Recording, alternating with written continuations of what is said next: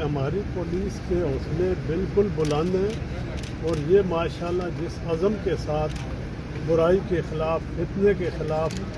جہاد کر رہے ہیں اور ان کا مورال ہائی ہے اور ان کو حکومت کی طرف سے مزید یہ میں نے ابھی بھی آئی جی صاحب سے اور دربار میں یہ چیز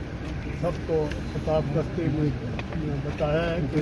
حکومت آپ کے ساتھ کھڑی ہے اور ان کو کسی قسم کی جو ضرورت پڑے گی حکومت ان کو فوراً پہنچائے۔ اچھا سر، حالات خراب ہو رہے ہیں ایسے میں انتخابات، تو آپ کیا سمجھتے ہیں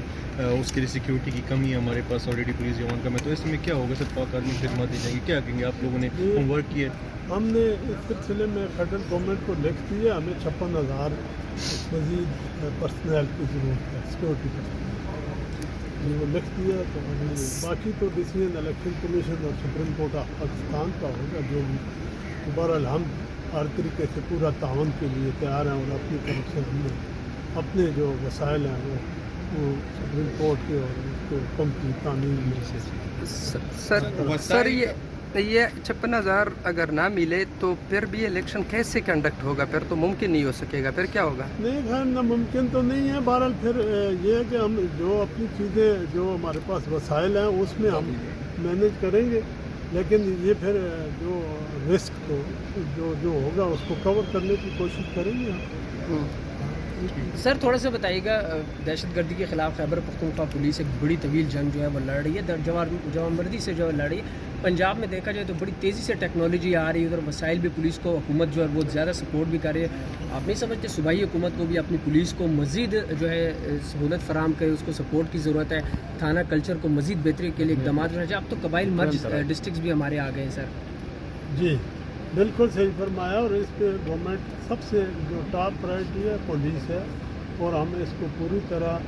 جو اپنے اویلیبل وسائل ہیں اس میں، کیونکہ ہمارے ابھی بہت سارے ایشوز جو پینڈنسی ہے،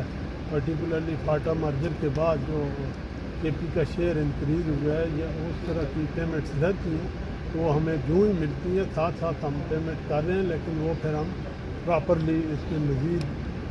ان کو اپنی پولیس کو ٹاپ پرائرٹی رکھ کے تو لیٹسٹ اکوپمنٹس اور ہر چیز سے لیس کریں گے۔ سر آج اچانک پولیس لائن آپ کی آمد ہوئی، وجہ کیا تھی؟ کس مقصد کے خاطر آپ کے یہاں؟ نہیں خیر وجہ تو یہ نہیں ہوتی، پولیس ظاہر ہے ہمارا حصہ ہے اور پولیس جس طرح فائٹ کر رہی ہے تو یہ تو حکومت کا فرض بھی بنتا ہے اور ہمارا حصہ ہے۔ ہم تو اس میں بنیادی طور پہ سمجھتے ہیں کہ ان کو جب تک پراپرلی ان کو پوچھا نہ جائے، ان کے مسائل حل نہ کیے جائیں اور ان کو سنا بھی جائے، ان کا مورال بھی ہائی کیا جائے، ان کو پتہ چلے اور دو کہ ہماری پولیس کا مورال بہت ہائی ہے ماشاءاللہ۔ مسائل سر آج آپ نے یقیناً دیکھی بھی ہوں گی، اور جو اس حوالے سے کوئی اسٹریٹجیز بنائیں گے، اور جو ترجیحات پہ جو مسائل ہے کیا ہے سر، ان کو کس طرح اس میں ہم دیکھیں جو پولیس کو اکوپمنٹس ہیں، باقی ان کے جو انفراسٹرکچر ہے